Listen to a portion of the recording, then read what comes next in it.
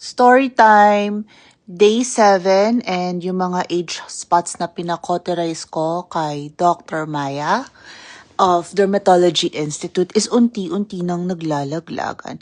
Mas nauna yung dito sa side na to kaysa dito.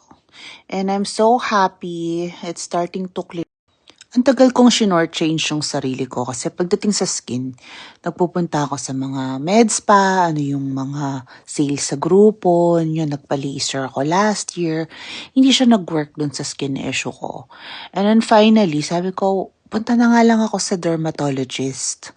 Sa isang med spa na pinuntahan ko na hindi na ako babalik doon. Nagpa-cautery din ako ng mga SKs, pero hindi niya ako ginamitan ng lidocaine cream. Sabi niya, ba't ka pa magla-lidocaine cream?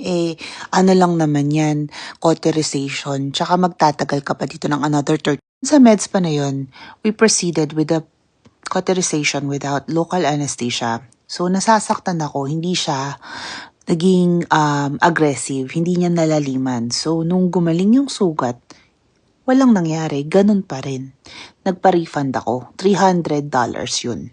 Sa board-certified dermatologist naman, $455 yung singil niya sa akin. But that included lidocaine injection. Kaya naging mas tolerable yung procedure. Mas malalim yung pag-cauterize niya. Mas natanggal. Ayun, wala na dito yung isang SK ko.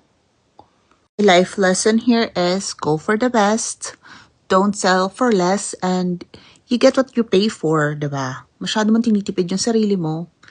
Yun din yung quality na nakukuha mo. So, you deserve it. Enjoyin mo yung pera mo. Pinagtrabahuhan mo yan.